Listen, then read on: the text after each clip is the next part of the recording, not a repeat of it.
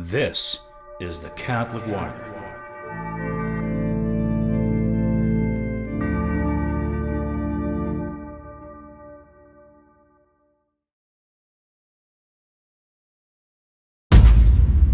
The pastor had mentioned that the Blessed Mother was just like us, and she had her difficulties, and she committed sin. I had a Filipino friend who wore a big crucifix, and his comment was, "Oh, why would you wear that symbol of capital punishment around your neck?" And the Catholic Answers crowd, they would put things in a certain way that if you were ignorant, it sounded right. But it was not the full context. And little by little, I realized they're lying. And have a son, thanks be to God, who might be a priest. I mean, is that what it was all for? Probably. Who knows? But I would say when we became traditional, our marriage became even better and stronger.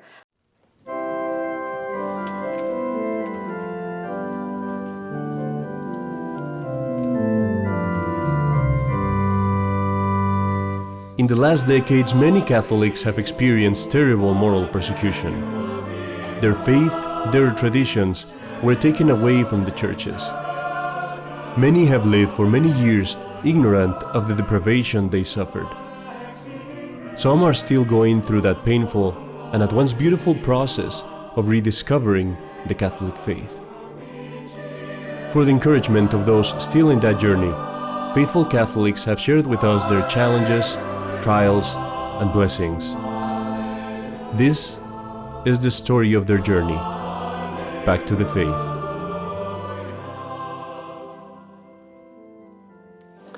Hello and welcome to Back to the Faith. This is your host, Father Carlos Cepeda, and today I'm going to ask you guys to say your first name, because actually I don't remember it.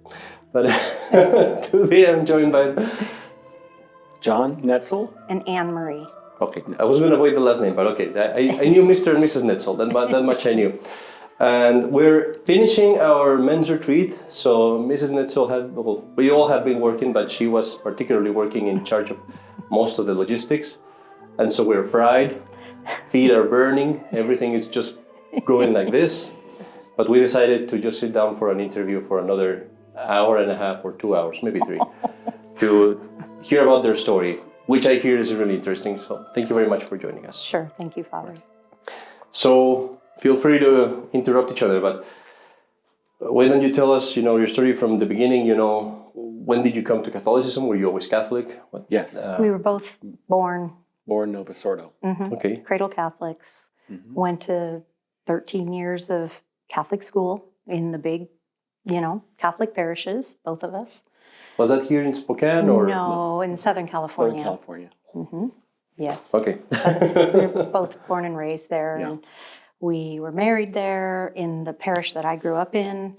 And we have 3 children. And the first 2 were baptized in the Novus Ordo, but our youngest was baptized through the traditional. Yeah. By the time he was born, we were already traditional. Had Okay. made the conversion. So why don't you? Well, we were both active in the parish in different ways, and I was involved in the RCIA program, and I found myself to be the conservative one, and would try and not embarrass the nice people who were more liberal, but saying wrong things or completely false. So I would try and reword the question or take it a different way to make sure that they were receiving the faith correctly. And one day we had a person say that the pastor had mentioned that the Blessed Mother was just like us, and she had her difficulties, and she committed sin, but, is it? And I said, "Oh, you probably misheard him. That's impossible. She was like us in everything but sin. And that's why she's the Immaculate Conception." And I said, "You probably just misunderstood him. They're, working towards the faith." So that night I reached out to the priest and asked him if maybe he could clarify. These people were confused and they misunderstood things. Well, that was the beginning. This priest let me know that I was the one who was wrong. And he let me know that we have two very different theologies. And I was just completely shocked. I have an older priest telling me these things, and I was confused. So that night I was up late going through my apologetics books and everything. And so I made copies of everything, and I delivered it the next morning to his inbox at the parish. And I never heard another word from him because he wasn't interested in the Catholic faith. He had his own, agenda. Another instance with the same priest, I had a Filipino friend who wore a big crucifix, and his comment was, "Oh, why would you wear that symbol of capital punishment around your neck?" We were both confused. Holy cow. We were both confused. What are you talking about? And Can he you points to imagine? the crucifix. This is the priest at the I was parish. completely scandalized by this situation. Anyway, at that point, I really understood that he was not the type of priest that we wanted to be around, but he was in charge. How old was he? Oh, he was easily in his 60s, mid-60s or 70s. And this is 20 This, years ago. well, Yeah. it's been 27 That years. was 1996 or 1997 when I started with my journey towards tradition. Now, I had a brother who had already become traditional Catholic, but he lived far away from me. So it was out of sight, out of mind. I didn't really think about it. But that week, I realized, gosh, if this priest is not doing the right thing, I have brothers who are not. They're traditional Catholics and they're schismatics. That's what I was told, right? So I contacted them and I said, why are you doing what you're doing? So from what the church tells me is you're schismatic and you shouldn't do that.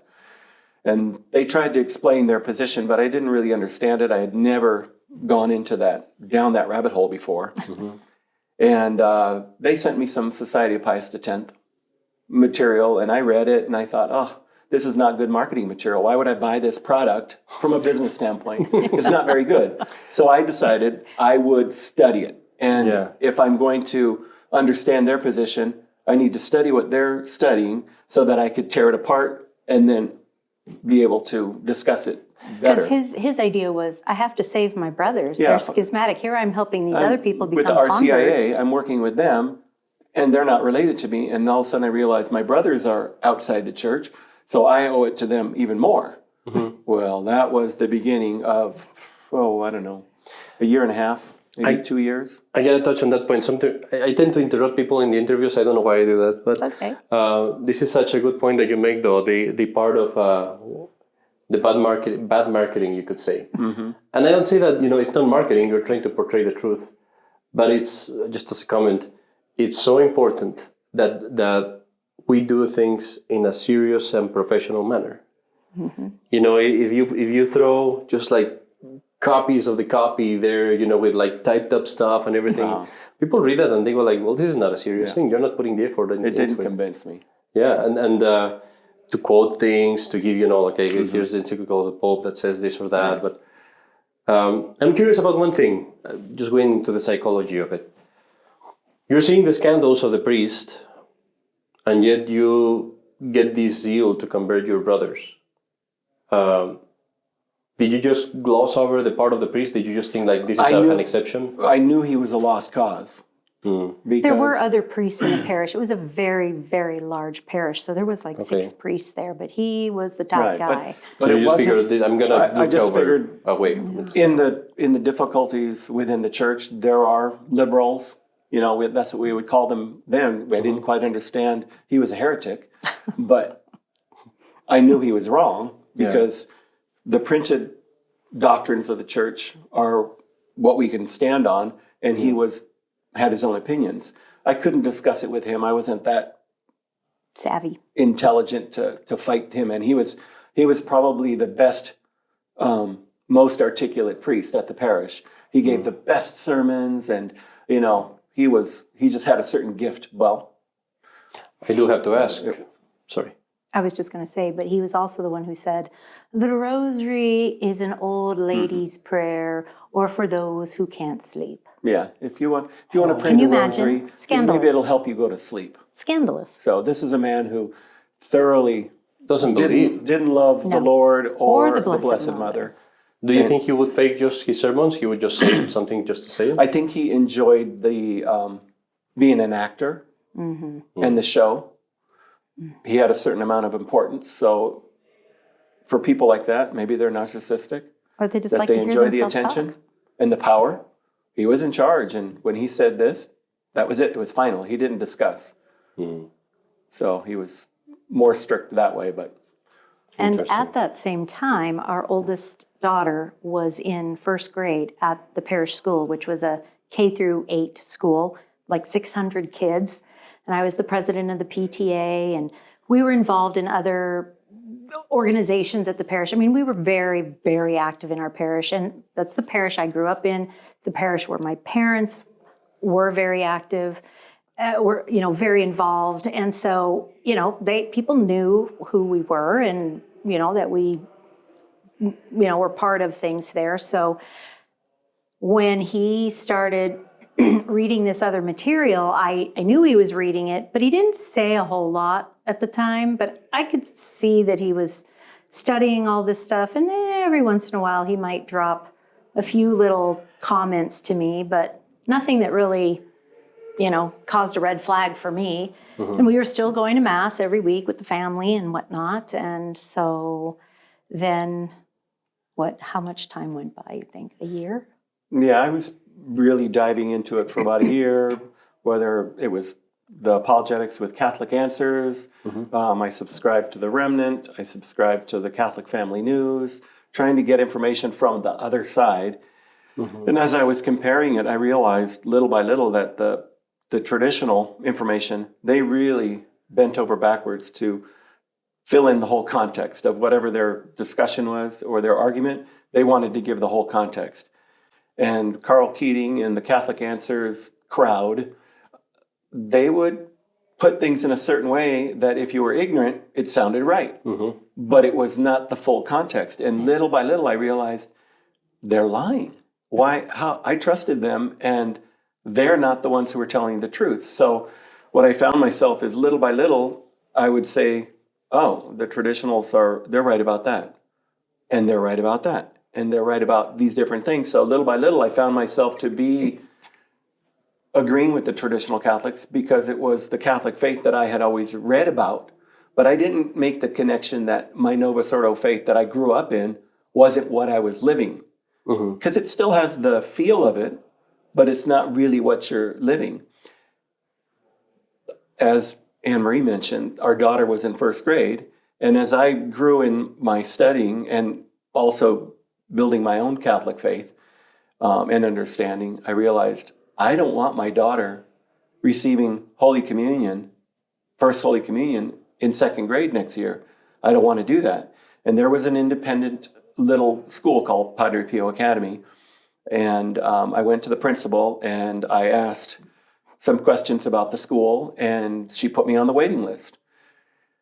And so I let her know, I don't want my daughter going to the school there anymore, but I haven't talked to my wife at all about this. And she says, well, I'll put you on the waiting list. We have a big waiting list. I'll put you on the waiting list, but figure it out, right? So it was still my research, and I would share little things, but it wasn't really hers.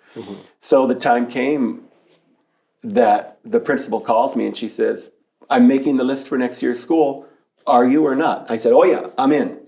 And I hung up the phone and I thought, I need to talk to her. So I told her, this is what you need to do. What I need to do is pull her out and put her in the school next year. And I think, was it already at that time I had gone to? No, Not yet? because that was near the end of the school year, so we Okay. still had the whole summer.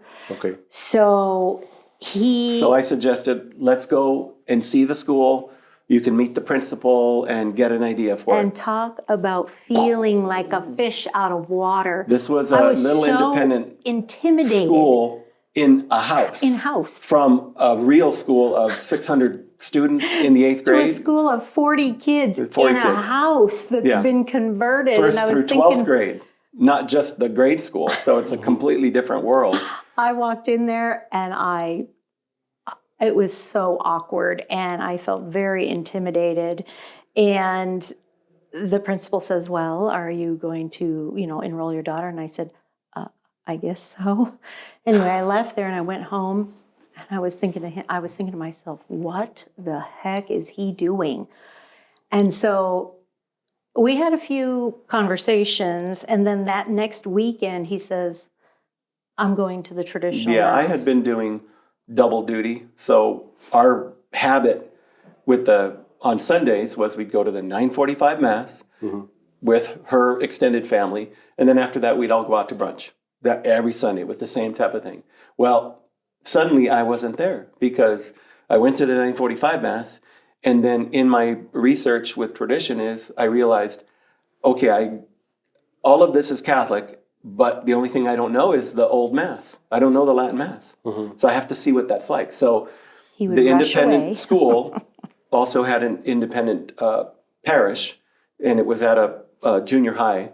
They rented the hall to have mass there. gymnasium. The priest at the time, he's now deceased, was Father Frederick Schell, He was Jesuit. was a Jesuit. And so I started to attend, and I could see kind of the skeleton of the mass. So I wasn't lost, but I was definitely not comprehending, but I was trying to absorb it.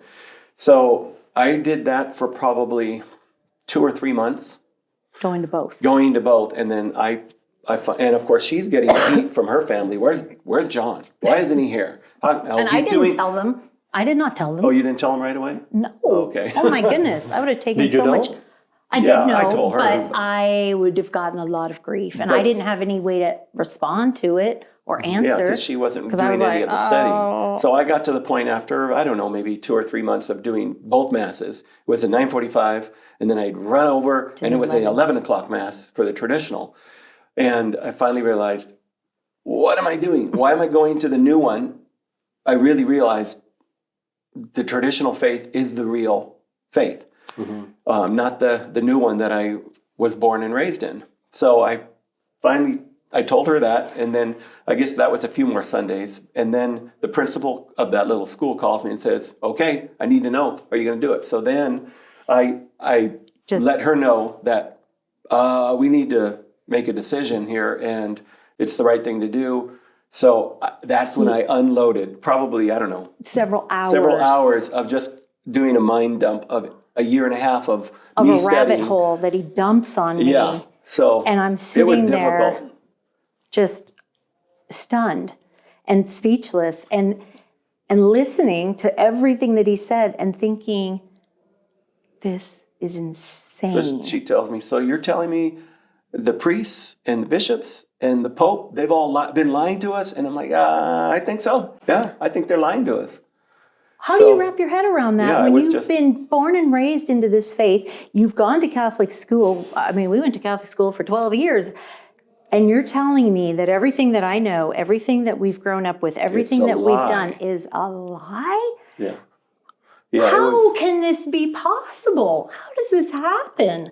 It was so overwhelming. It would caused such a turmoil within me, but I was thinking, oh my gosh, what do we tell the people at the parish? What do I tell my parents, Yeah. my family, our friends? What? It was just, So what's miraculous about it is that I think he was like a Wednesday it or was, Thursday. Yeah, it was towards the weekend, and then she was completely overwhelmed, and really that was her main comment of, so the priests and everybody, they're lying to us, yeah.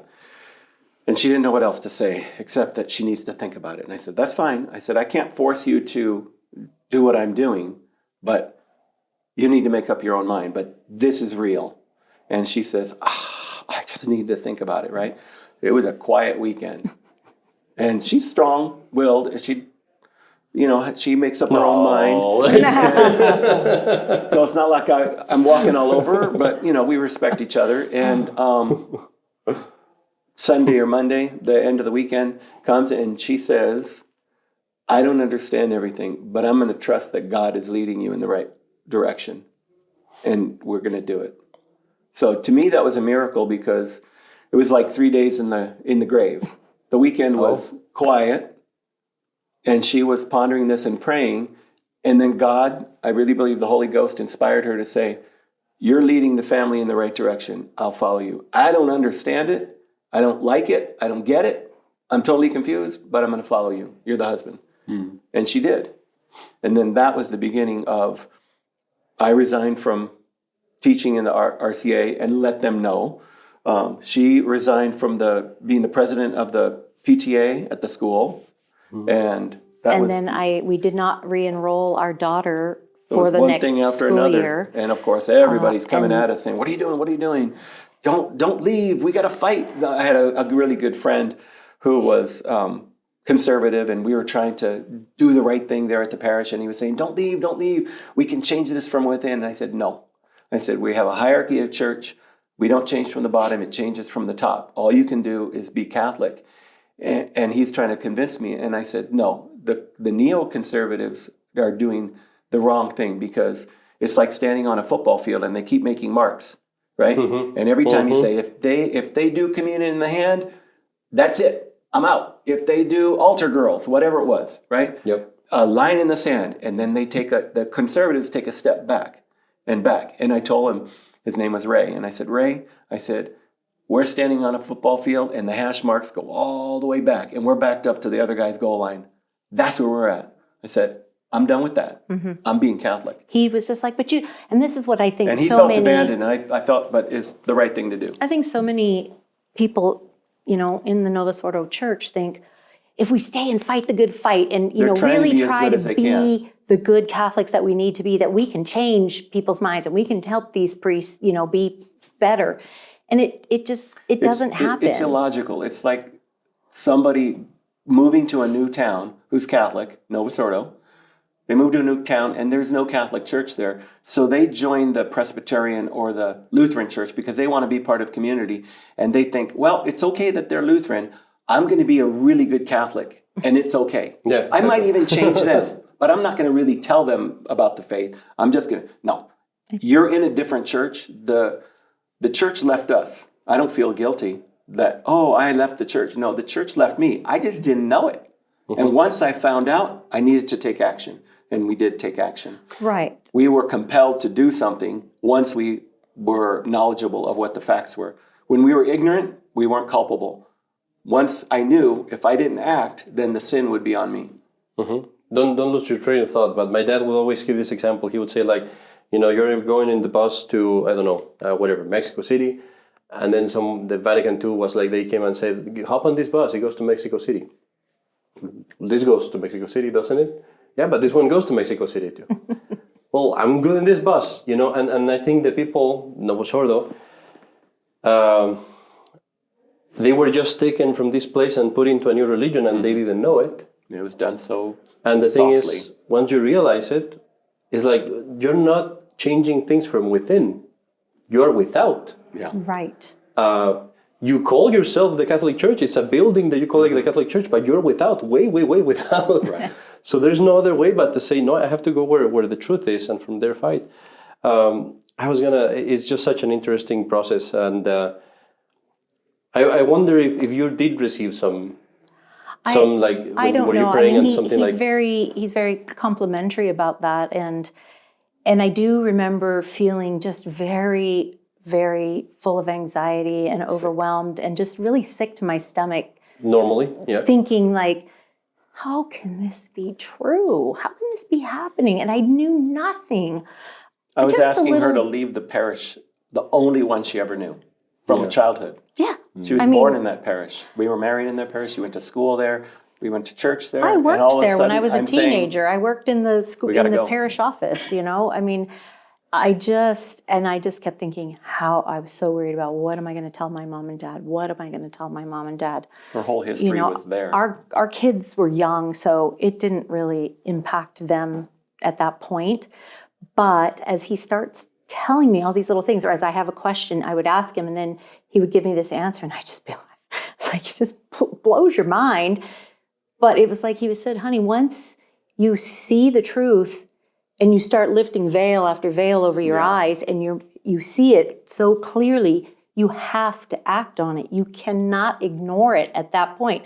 You know, a lot of people, maybe deep down in the recesses of their mind, they're thinking, oh, yeah. Oh, no, wait, I don't want to know. I don't want to see it. I don't want to hear it. I'm not going to talk about it. Commitment. Because if I actually open my eyes and open my ears, I'm going to have to act on it. And that is a scary step. It is a true leap of faith. And it was terrifying. And it did damage relationships, and it did kind of really hurt my mom and dad. And my dad was so angry. And he's not a super overly passionate man that way. But he was like, this school was good enough for you and your sisters. Why isn't it good enough for my grandkids? And all I could say was, Dad, a lot has changed in 30 years, you know, at that time, 40 years. And I said, I don't say that I know enough about it to defend it. But of course, what happens when you become traditional in the beginning, you become full of zeal and you just want to start throwing it all up onto people. And it's like, whoa, they're not ready to hear it that way. You got to take baby steps. And I wish somebody had told us that, because, you know, once you start learning it and then you want to start sharing it with people, and if they're not ready to hear it, this is how it gets responded to. Well, then you're saying that you're right, then you must be saying we're wrong. Yeah. And it's like, no, it became personal at that. It's like, no, that's not what I'm saying. We wanted to stay with the facts, but you could never even have a conversation. It got escalated very quickly because it became personal, and we weren't attacking. We were trying to share the information, but that's how we weren't ready. It. And that's how many people took it. And here's something that is, you know, I'm not saying that was the case there, but this is something that is interesting. You got to know, it's interesting when you know how faith and grace works, rather. Because the truth is, when a person, you know, the devil has influence on us. And a lot of times the devil resists these kind of things. And that's why you get those reactions where you're talking to a Protestant or a person in the Novus Ordo, and they immediately get enraged and angry and personal. And it's a temptation that the devil's putting. The devil goes and sets that in motion in order to stop really quickly what's happening. Yeah. The devil doesn't want that conversation to happen. And I experienced this very quickly you experience it when you want to become a religious or a priest often. That you have this vocation, and sometimes you share with someone. And I remember when I was going to become a priest, I went and told a relative of mine who shouldn't care at all. And he blew up on me like shouting, how can you do that? You know, you don't know what you're doing. You know, you don't even know what the love of a woman is like. And I was like, what are you talking about? And I was saying, like, this is not him. That's the devil talking through this person. And I think it also happens in there. When you're having a discussion about the faith, and especially in these kind of situations, the devil stirs up the passions in a person. I'm not saying that was the case in there necessarily. But right, no, I understand. But what's interesting is his parents, my parents, they were raised Catholic from the cradle. It was all traditional at that time. Yeah, they were before Vatican II. They were before Vatican II. They were married before Vatican II. I was born right at the change, so was he. Yeah. So they knew it. They knew what it was. So they knew exactly what we were saying. But they were of the belief, well, you're supposed to believe what the church, you're supposed to, follow the church fathers and the Pope and the cardinals and the bishops. And this change happened for a reason. And I said, it was good changes. And it was good changes. And these were good for the church. And so, you just obeyed and you followed along. And now you're being disobedient. You're supposed to follow what they say. And of course, it's so comical when you say that, because as a parent, I've said it because my mother used to say it to me. Well, if that means all your friends are going to jump off the cliff, are you going to jump off after them? Yeah. And they use that logic on you and you're thinking, what? And then my mother, who is a very strong personality, tells him, you've brainwashed her. And then he says, well, thank you, Mom. I didn't know I had such power.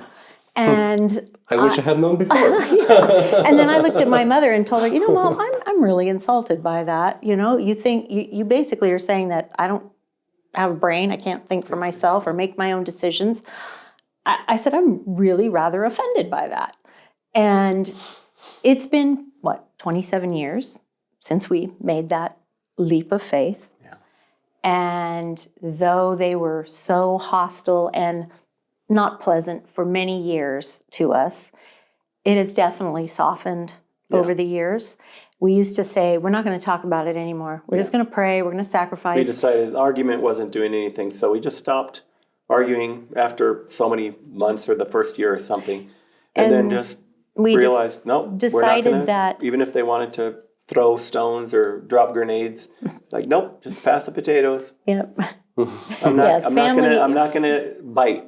family events and holidays and things were always difficult. But we thought, as our children enter the traditional school, maybe through the example of our children and what they're learning in the catechism will be helpful. And they came to the school and they supported everything that the kids did, they're very every supportive. program, every open house, every little event. They would come and support. And that was good because, they love their grandchildren. And I think that for mom and dad, it was just after a while, they realized that we weren't talking about it anymore.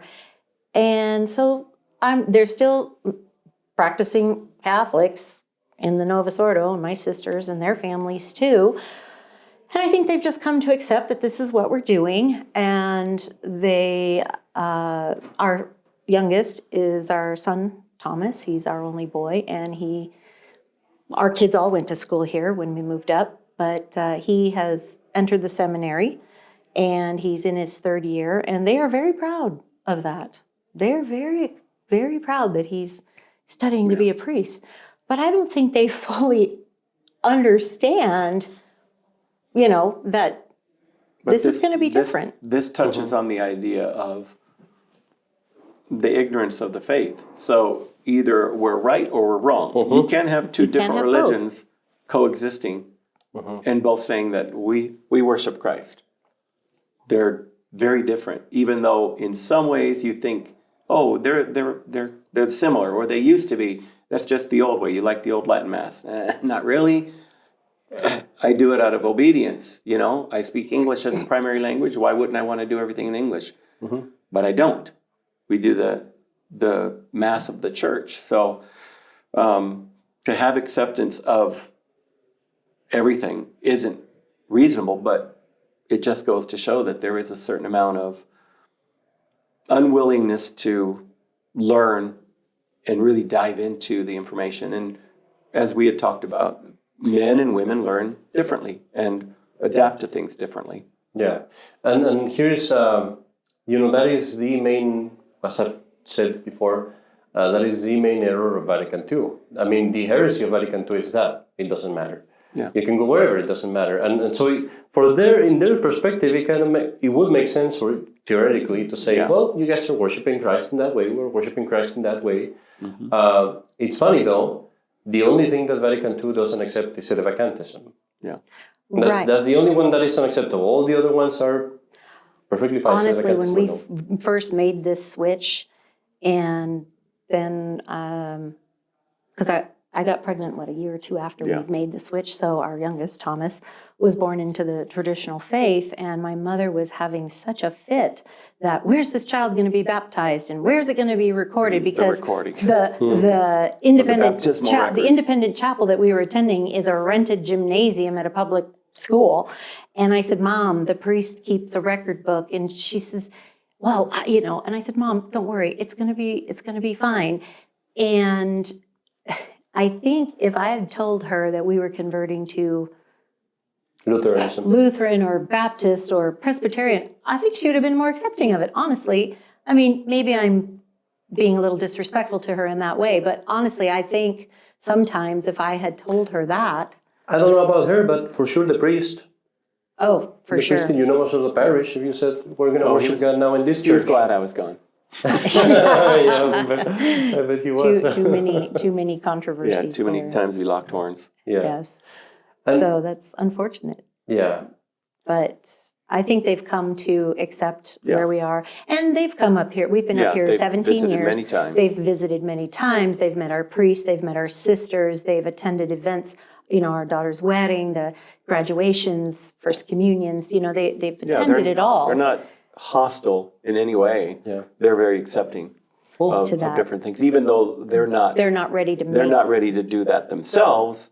They're allowing. It's the relativism. Yeah, Right. idea. hopefully at some point. How do you guys come here? Like from after that parish, what leads you guys all the way up to here to Mount St. Michael's? Well, my brothers did live in this area, and we had been looking, or at least I was He kind of was dreaming looking. of getting out of Southern California, which is very densely populated, and moving to a place that had a little more Space. space, maybe, buy a house on an acre or two. And so it'd been a dream, but then once we became traditional Catholics, it was just a little more impetus. And I had moved into directing the choir at our parish, and I wanted to put The on a traditional workshop parish. at the traditional parish. And I wanted to put on a workshop for Gregorian chant, but I didn't want to teach it. I wanted people to hear the same thing from somebody else. So I called my brother up here, and I asked him, didn't you say that the sisters up there called the singing nuns? Do you think that they could do a workshop for Gregorian chant? Oh, let me check. So he checked, and they were willing to send down 2 sisters. My brother bought the tickets and sent them down. So now This we was had in never. 2005. We'd never met. 2005, we had Didn't never know met the nothing about sisters, Mount knew St. Michael. nothing about Mount St. Michael. So sent these 2 they came down. sisters, stayed in our home, Sister Mary Petra and Sister Mary Bernadette. Mary Bernadette. They came down. We hosted them in the house, so we really got to know them, fall in love with them. That's always a nice experience where you've never seen religious Yeah. sisters, Yeah, and then you we see didn't- they still exist. We didn't have any sisters down there. We No. just had a priest. Right. And so they put on a beautiful 3 days. 3-day workshop for the parish.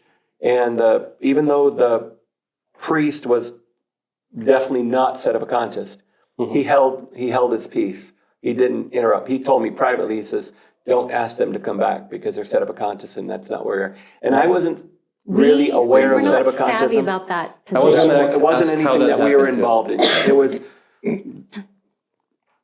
I would call him the Pope, but we didn't do anything that he said. So, but we didn't know that was sedevacantist. So anyway, we ended up Chatting with chatting with the sisters, and we had 2 girls who were, younger, becoming teenagers. And I said, well, maybe in the summer, do you have a summer camp? We could send the girls up and they could have a nice experience. And they said, oh, we've talked about it for years, but we've never been able to do anything. I said, well, I could help. Yeah. I've done YMCA camps a number of years. What do we do? How do we get it going? And they explained how the campus up here is a big campus, all these acres. It's perfect, So I think I got them excited about doing this.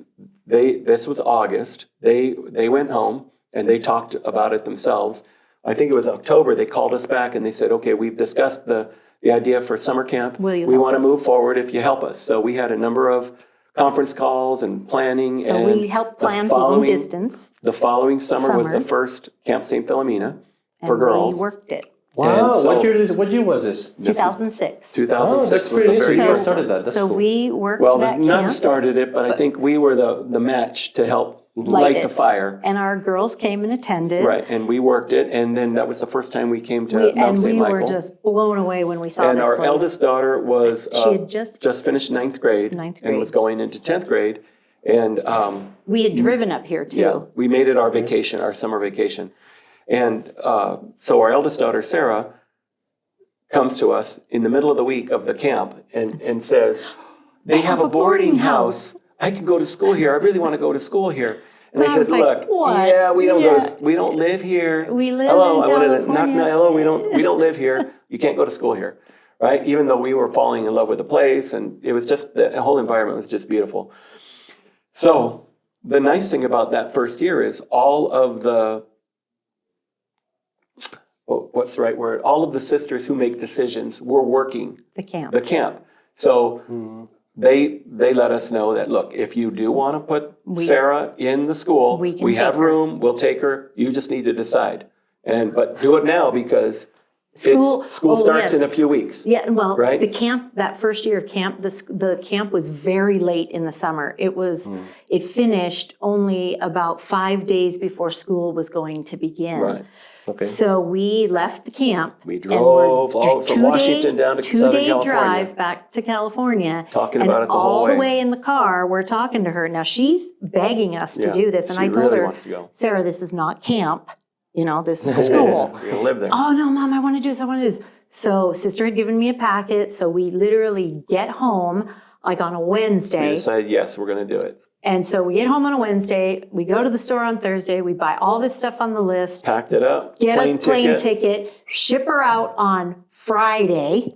It was the Holy cow, wow. It was the Labor Day weekend. School was going to be starting on the Tuesday after Labor Day. Yeah. She arrives here on a Friday, gets into the villa, and on Monday, the Labor Day, Sister Trez calls us and she says, now the policy is you don't talk to your parents for Once 2 you come weeks. That's the wisdom of the nuns. No family communication because the first 2 weeks is the hardest for most girls. They feel the Homesick. homesickness. So That is very true. Sister Trez calls us and she says, Usually, just to interrupt, Yes. sorry to interrupt, but that's true. The first 2 weeks, the reason why I think one does that is because the children usually are very homesick and they'll call with a very green picture and they'll say like, oh, I really can't take it, I really can't take it. And the parents really, as a parent, that's like, holy cow, this is terrible. But if you just leave them, Not me. settle that. you don't know this guy. You don't know this guy. So as my daughters like to say, this is the heartless beast. But With all due respect. with all due respect, yes. So sister says, Sarah came to me and she's crying. You have to call my dad. I've made a terrible decision. I need to go home. I can't be here. I have to go home.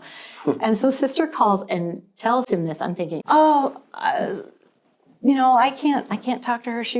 I'll give in. So she calls. John talks to her. I'm on the other phone listening.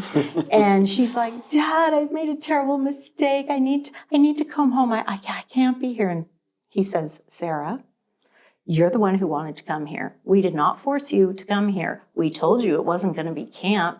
Dad, I need to come home. And Sarah, you're not going to come home. Then he says, is sister being mean to you? No. Are the girls being mean to you? No. Are they stealing your stuff?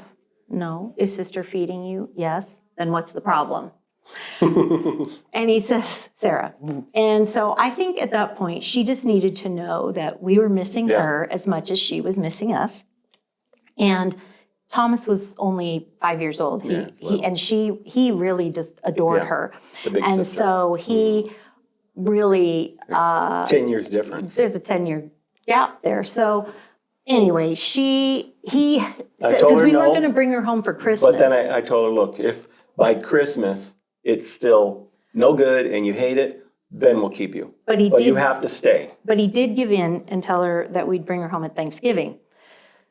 So she hung Pretty up. reasonable. Yes, it was reasonable. So she hung up the phone, and the first day of school, Sister Trez Marie called back and she said, I don't know what you told her, but you'd be very proud of her. She hung up the phone. She went in the bathroom, washed her face. We were waiting in the car to go on a picnic. She got in the car and she was in a good mood. The next day was the first day of school. She got dressed, got up. Sister, it's going to be a great day. Yeah. End of fine. story.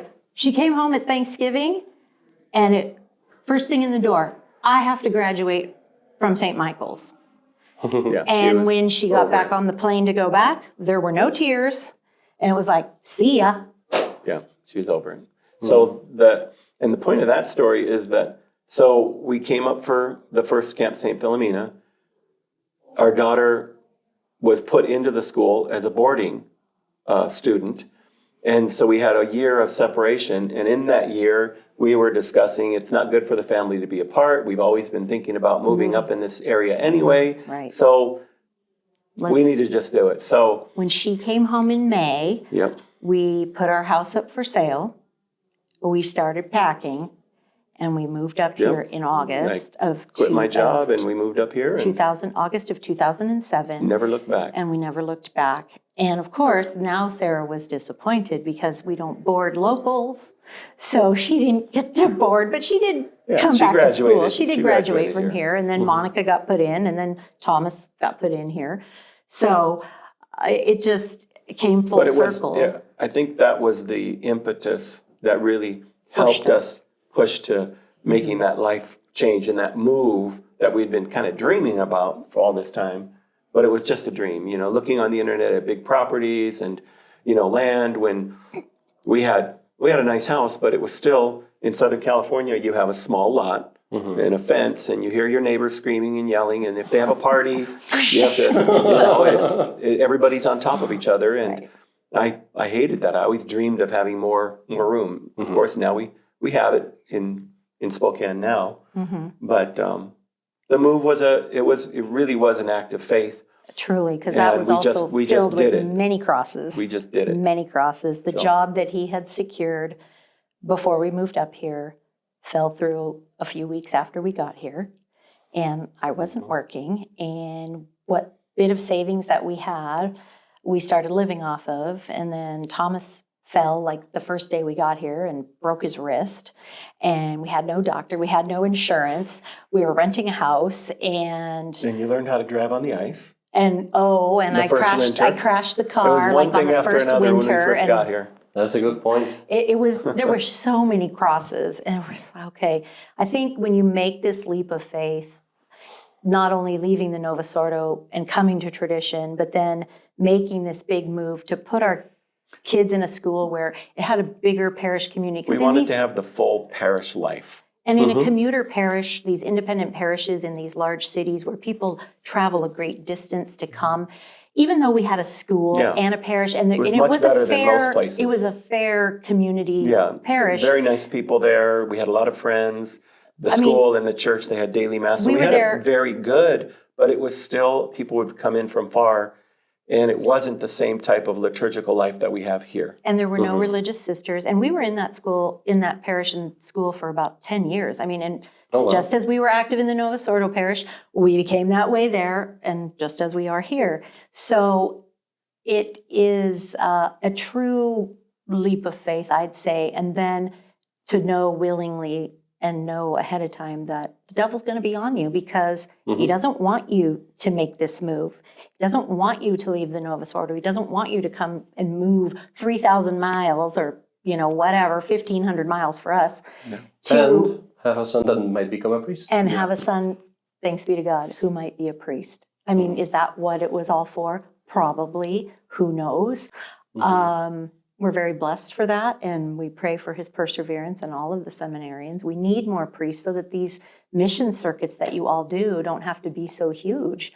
I wanted to ask that question. I wonder if you got a different impression once you got to meet the priests compared to the priests of the Nova Sordo.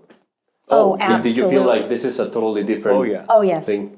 Oh, totally. Well, first off, Nova Sordo priests don't wear a cassock. Well, traditional priests, there's a certain seriousness or gravity to them, and they're hungry for souls. They really go the extra mile. So when someone's sick and it's 2:00 in the morning, they go. The other side that we grew up with, they have working hours, and when the shop is closed, they don't always go. Yeah. Or Right. if it's I knew a priest who wouldn't go on a sick call because the football game was on. Wow. And It's just, these things are horrifying. Yeah. he's no longer, he's passed away, but I didn't really, I was much younger at that time, and it didn't strike me as odd. I liked the football game too. But now when I look back on it, I realize that this was a man who really wasn't hungry for the conversion and the souls that our traditional priests are. They go to great lengths and they put themselves last in order to minister to people. What I think of those kind of cases is like, I don't think you believe. No. Because They it's like, think you can wait. Yeah. And it falls into the theology of the new church is that they're good enough. There isn't a purgatory. This priest that helped make my conversion because he was such a heretic, one of the things he said is, when I said, "What, you don't believe in hell?" And he says, "I believe in hell. I just think it's an empty place." And I thought, man, this guy is just everything he says shocks me. One over another and another. I was just constantly, my mouth was hanging open. I didn't know how to fight that type of. I'd never met a heretic that bad. Yeah, I had no You don't defense. even have a common ground. Plus, he was so much older, and the priest, and you respect that. And Yeah. I wanted him to teach me, but I felt like I have to teach him. Yeah. And I was having a conversation with a guy that just converted, that's coming here, and it was in Spanish. But he was telling me he wanted to become a priest in the Novus Ordo. So he went to like 3 different stages, 3 different orders. He lived in rectories with priests. And the thing that he was telling me, it was like, holy cow, like scandalous stuff, Yes. like because he was in there. yeah, So he would be in the rectory and, very horrible things that would happen. He was saying that he would listen to the priests bring people in, and women in that particular case. Oh, Things like, he would be with the priests and he went to like this seminary and he said like 90% or more of the people there were totally on the other side, to put it that way. oh, Clearly on the other side, Yeah. and they would defend that. yeah. And he was saying that I didn't know what to do. And he tried several steps. He wanted to become a priest and it came to a point where he just had to say forget you, I cannot be here. It's terrible. Yeah. And the point that I'm making here is that the truth is most of the men that now make it through to get to the priesthood, they have to make it through all those things. They have to get through that. there's so much. It's either a really, really strong guy Yeah. that doesn't do anything, or it's someone that actually just went with the flow. Yeah. And so a lot of them he was telling me, like, I think he mentioned, I might have these numbers wrong, but he said there were like 11 of us, 8 of us lost the faith. Yeah. Well, that's new the people thing. that- Well, they they give lose them the faith, and they give them why re-education. are their vocations down? Why don't they have priests? Because real men don't want to be part of that club. Of course. Yeah, of course. A real man is repulsed by that type of behavior. And that's what he was saying. He was saying like he was really upset because he was thinking to himself, I want to be a man of Christ, and this is not even men. But so you got a good experience from the priests. How, once you get here, how did you get involved in the parish? What kind of involvement do you have now, if I may ask? The sisters knew that he was the choir director down at the independent parish for about a dozen years. And so they're like, hey, you want to be the parish Yeah, when we choir moved director up here, there wasn't a parish choir operating. The former choir director had moved away, and so it left a void, and then I happened to come back in. So I stepped into that role and did it for, reestablished. I don't know, 20 years? We've been here 17. You did it for maybe 12 or 13 of the years. He's only It's a nice job. Yeah, it's Sometimes. just in the last, 2 or 3 years that I took a step back because in my current role here in maintenance, there's just been so many projects and it's a bit overwhelming. So That's okay. We have. Okay. just took a rest. Plus the former choir director had moved back, so the parish had someone Right. to handle that. So, as I said, the job I'm that listening. he didn't have after we got we moved here up here. really put a big Yeah. crimp in our But I did in our different things. But he did different odd jobs things and just kept going. seasonal job with the post office and whatnot. So one of the Sister Marie Genet here, she said, "Well, come and work in our school lunch program." But it was a minimal little stipend that I was given. They were just trying to help out. Yeah, so I came and I worked in the kitchen for pretty much the first school year. Anyway, then we realized I really needed to go out and get a job because we were just dying. Yeah, struggling. So I got a job at the local credit union and started working there and ended up needing to have knee surgery. And so while I was out on recuperation from that, sister calls me up and she says, "Hey, they had a lay teacher teaching English literature." Right. She said, and he also taught math. And she says, "He's gone and I need a long-term sub. Are you interested?" And I said, I can't teach math. And she said, well, how about literature? I said, okay, I could do that. So I came in, and so I quit my job at the credit union because she said they could give me a little something. And I said, okay. So I came in and I finished out the school year substituting for English literature. And at the end of the summer, the Reverend Mother at the time and sister came to me and said, how would you like to be the parish secretary and the school secretary? Because we came right on the heels of when all of those nuns left here. Oh, okay. And so it left a big void for the sisters here.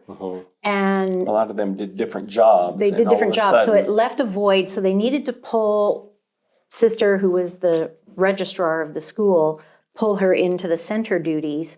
And the other nun, who was the parish secretary, had left. So sister says, well, I don't know how this is going to work, but we'd like to put the school and the parish together. Would you be interested? Now, of course, I had worked in the parish before, and even in the independent parish, I used to At her do Nova the Sordo. recording, the So she already knew how to parish office. right. I knew how to record the stuff in the parish register and do the certificates, and I had done secretarial work and office work for years and years. So I said, okay. And she says, we can hire you and pay you, and I said, wonderful. And so I spent that summer with Sister Loretta, who was the school secretary, and she showed me all the ways, and I thought, okay, I can do this. And the parish secretary, oh, it's only maybe part-time, and the school's full-time. Here we are 16 years later, and what I thought was going to be a job like this has now just mushroomed. But I love my job, and it's crazy, but I do love working for fathers and the sisters and being here. And There is something to your job of religious life because it's, yeah, you get a help, which is a great thing, but also you're kind of like on call. Yep. we are, and of course, then we bought a house right here that's 1 minute away. At 8:44 p.m. We bought a house literally right here, 1 minute Makes it away.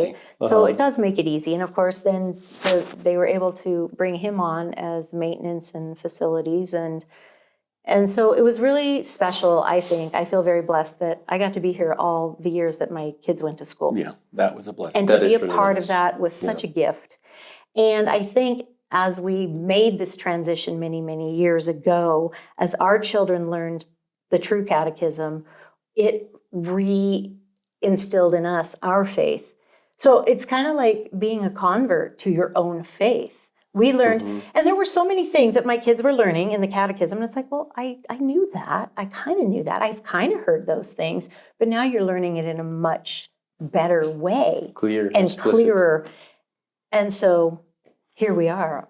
It's been 27 years totally since we left the Nova Sordo, and we've been here 17 of those I years. think also what helped Anne-Marie in the learning of the faith, the traditional faith, is that whereas I dove into the books and was looking at it academically, and she wasn't, once we came over, having all the other good associations with other women really helped, because Was now so it helpful. became organic, a very natural Yes. way of learning and just being Catholic. Yeah, So- like you actually see, like, oh yeah, I knew this existed somewhere.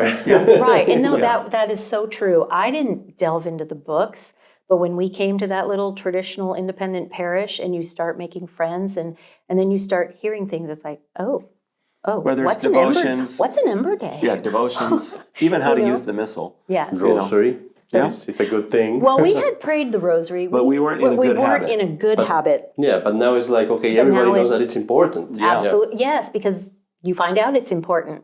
You find out that It's these not reinforced things are in the other. right. It's not reinforced, and so we started creating better habits with our children as they were young. And so, I don't know.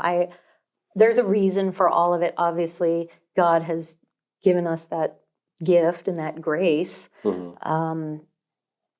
I think as my job here, I meet a lot of people. They come for tours. This is a historic building. So I have had an immense amount of conversations with non-Catholics, Catholics, Novus Ordo Catholics, fallen away Catholics, people from every walk of life, every age, whatever.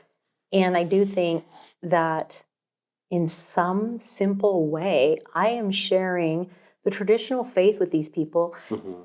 And I told Reverend Mother one day, but I don't know if I'm doing it justice. I'm giving it to them probably at like a second or third grade level because you want them to be able to understand. And she goes, but Anne Marie, that's what they need. They need to hear it at a level like that, not way up here. And so I feel like, is this why God put us here, that I'm supposed to be able to share in some little way the faith with people, whether it's just giving them that curiosity of the confessional, or why do we bless ourselves, or genuflect, or why do women wear a veil, or I don't know, just why you worship statues. No, we don't. Explaining those kinds of things to people has become so easy now for me. And I just think, and the years opportunity ago, presents itself on those tours because people constantly are looking at things and they ask a question, and she can. And we've actually had people now that have Catechize. come and have put their children in our school, or they've actually converted. That's,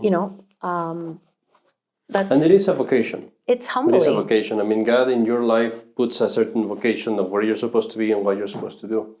There's definitely no doubt about that. So you were the one that was in the Fatima conference, that had a Fatima conference where you explained the history of Mount St. Michael's? Yes, I Father. remember that. Okay, nice. Yes. Yeah.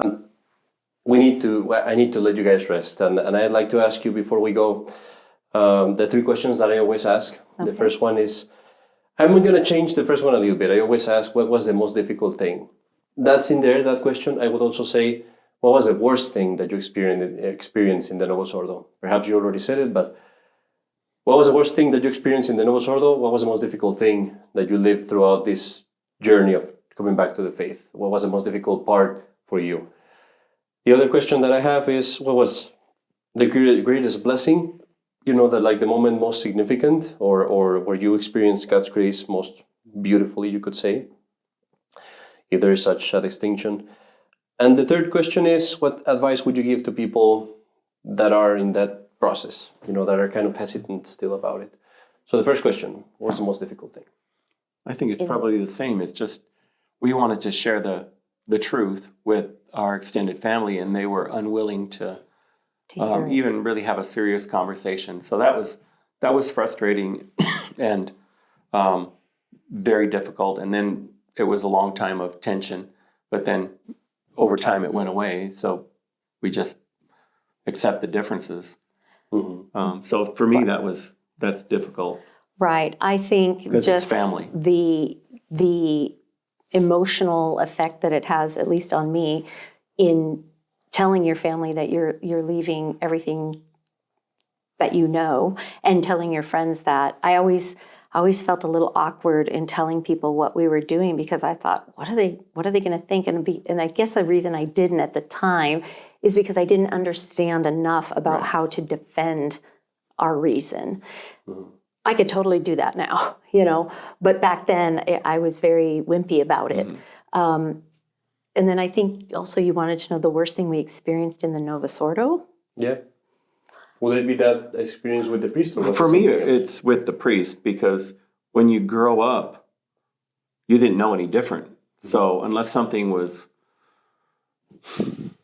I don't think I experienced, the clown masses or these other crazy things that you'd see. Where we were at, let's say it was more conservative in Southern California, and there may have been some things that we weren't really aware of. Right. But I can't say that there was a horrible situation that I encountered in the Novus Ordo. I guess, as things change, where they started bringing in more women Eucharistic ministers, and they converted the church, they tore down the church, the traditional looking church, and built this kind of, theater in the half round. I didn't like the way it looked. I thought it was very plain and ugly, and, but I never had that direct, confrontation with the priest. It's pretty horrible. I experienced one like that, where it's like you really feel distressed because I thought you're for facing... sure I had to be wrong. Yeah, exactly. I couldn't You're believe like... that I was right. He's the priest. Yeah. And that's why I stayed up all night reading the books. That's how and I then felt. it's like, well, I'm right, he's wrong. I I'm was gonna tell him. looking. I was looking in a book trying to find out somewhere to rescue what he had told me. Yeah, Like, I wanted to rescue him. you know, where is Right. it? Maybe he had it from somewhere. He just has to be ignorant. He Yeah. can't do it willfully. No, he was. He Yeah. knew exactly what he was saying. Yeah, He was too smart. Right. that is terrible. And that's what's wrong, because that's what's really culpable. Yeah. I think if people are in their parish and they see something and gut instinct doesn't feel right, it probably isn't. You know what I mean? The abuses of Eucharistic ministers, communion in the hand. But all of those things, when you grow up in the modern church, all of those things don't necessarily hit you in a bad way, because That's what you've you're grown up in it. Yeah. So The gross immodesty Yeah. that but people wear even at that Mass. in Southern California, Yeah. going to Mass, and I did it plenty of times, going to Mass in your swimming trunks and a t-shirt because you're by the beach, and you're with the youth group and you're at the beach, and the priest is on the beach and he's giving Mass, and everybody's Probably. there, and the girls are in their bikini, and you're in your shorts without a shirt. It was normal. And that's We one, didn't think. yeah, that's one very We weren't important point taught at all. that I've told people, because they say, well, we're worshiping Christ. There's so many things that are wrong if you stay there. But two things that are very dangerous, and that's the reason why you cannot stay there. One is that you're being fed constantly wrong teachings. You might not see it. It's not like they're going to deny always the Immaculate Conception or things like that. But just the fact that they tell you that you can be saved in every church and things like that, it's a wrong teaching that you're receiving. And one of the worst, the second thing is this: they don't talk about sin. No. They never come and tell you what the way you're dressing is sinful. No, or you never hear that. none of That's that. not allowed. And that's a huge problem, because, and I experience that all the time with Mexican people, especially when they come after 30 years or something, and you realize, like, you didn't know this is a sin? They don't know it right now, unless I told them. And the problem is that has had consequences all throughout your life. Your daughter has been dressing immodestly for 20 years. Yeah. Correct her now? Impossible. There have been people that I encounter from Mexico that they're Catholic, they've been Catholic all their lives, their children are Catholic, and the four of them are living together with their boyfriends. And you're like, that's a sin. Well, they're living together, they haven't been married. Calmly. No problem. Yeah, they go to Right. Mass. You think, what? Nobody told you that they couldn't live together? No, nothing at all. It's so commonplace today. They go to church together for years and years and years. And are you guys married? No. Holy. So what?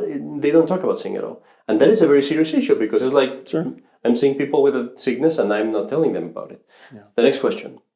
What was the most beautiful grace that you received, the most beautiful thing that you experienced?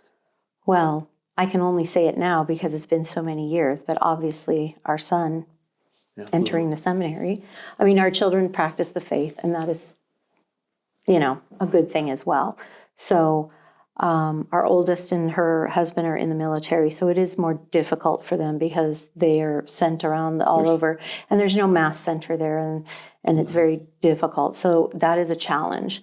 But our other daughter, is practicing the traditional faith. Obviously, Thomas, he's in the seminary. So I feel like that is a very, very big grace and blessing. And I do think, honestly, even though we've had a great marriage, we've been married 37 years, 37 years. You have rough patches here and there, but I would say when we became traditional, our marriage became even better and stronger. Just knowing our places and what our roles are supposed to be. The church, no sort of doesn't talk about that either, And so knowing, that you're the head of the family, you're the heart of the family, you encourage your children, you do all of these things. And even though I have worked most of our marriage, we did always take care of our kids and provide and all of that sort of stuff, teach them their prayers and et cetera, et cetera. But so I do think God has blessed us in many ways. I think the biggest hardship, as I said, when you take that jump and leave the Novus Ordo, there are a lot of crosses because the devil is determined to make you question yourself. It is not an easy jump. an easy leap, but if you persevere, God will reward you, I think. We've had many. I remember rewards. one thing that really hit me. We talked about the modesty issue and growing up without any rules. That when we came up here for that first summer camp, I remember midway through the camp, because we were working with nuns and you only see the face, I thought to myself, wow, I don't have any of those distractions. The place that I worked in, I had a lot of those distractions. And, you know, whether you had a sales girl who would come and practically sit on your lap to ask for a favor so you could do something to help them, you know, in the business. But, you know, they had the skirts that were high up and the shirts that were low down, and those were every day. And it hit me. We come up here and I thought, I don't have any of those distractions. I really need that. I need that. And now that, you know, we moved up here and the community and most of the women understand Mary-like modesty, it's a big help to a man to have that. And then being able to have received the blessing to be hired, and now I work at the church, it's even more. So I'm not always in the world. You go in the world and you see things and you can look away. You're more strengthened because you don't have it every day in your face when, you know, working in the world. So that to me was a blessing. That is a blessing. To work with all the sisters, because you just see a beautiful face.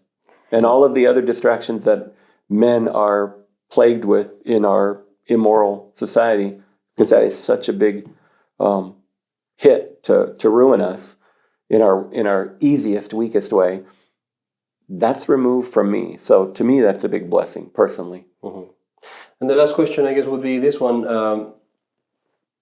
What advice would you give to people that are hesitant, that are in that struggle right now? Read. It is kind of a crazy rabbit hole that you'll go down, and it will blow your mind. But if you pray the rosary, ask Blessed Mother, pray to the Holy Ghost, your guardian angel, your patron saints. You just got to pray and know that God will reward you in the end. It will not necessarily be easy. We've met plenty of people that have made the same kind of jump that we have, made this big move across the country or from another wherever, and are plagued with crosses, but eventually it settles down because you continue to be faithful and you continue to thank God and ask for the help, and eventually I think it'll for settle people down. who are like we were in the Nova Sordo, for people that are wondering, is it the right thing? How could it possibly be the right thing? The answer is right in front of us always, that when there's contradictions, the Catholic faith, you can't have contradictions. And when you go to, if you've grown in your faith enough to even be bothered, that something is, you know, not making sense. You go to church and something bothers you, and every time you should go to Mass and it should be peace. You should be fed spiritually. And the fact that you're not means that God's giving you a grace, and that grace means action.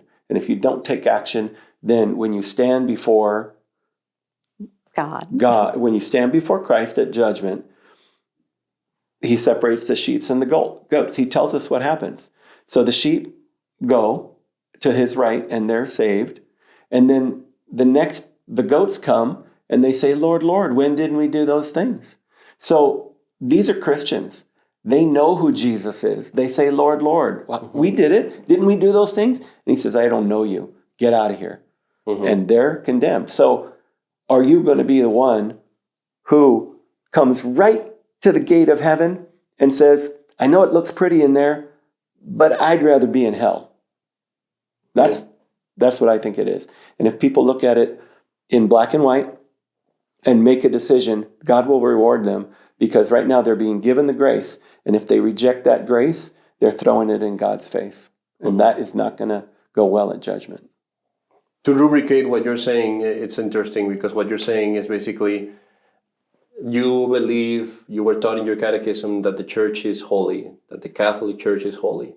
If you go to the church and you see constantly a practice established that is not holy, in the liturgy, in the teachings, if the teachings are not holy, established not holy, if the practice, the liturgy is not holy, then there's something wrong there. That's not the Catholic Church. And the other thing that you're saying is the words that our Lord said in the Gospel. He who was ashamed of me, I will be ashamed of him before of my Father and the angels of heaven. And he who confesses my name, I will confess his name before of my Father and the angels in heaven. It's very late in here, and I'm very sorry that I kept you guys for so late It's after okay, Father. 3 days of scourging work. And then, he was in a retreat, she was working in the retreat. So I'm very thankful that you were sacrificed enough to Thank share you your for story. asking us to share our story, We're happy to Father. share. We're happy to share. I'm very happy to do it, and I appreciate it. Oh, thank you, Father. And I ask all the people watching this, it's always very important. We haven't made it to heaven. Pray for all of us that we persevere. Pray for the family, and pray also for Thomas, for the seminarian. Pray for the seminarian. I'll cut that part. Pray for the seminarian, their son, so that he also perseveres and does God's will, and we all become holier in our vocation.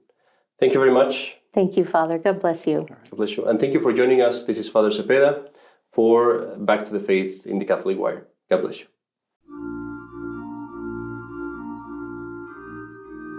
Thank you for listening to the Catholic Wire. If you have found this show helpful, please say a prayer for all our collaborators. Don't forget to subscribe to our channels and share with your friends. For questions and comments, you may contact us at thecatholicwire.org.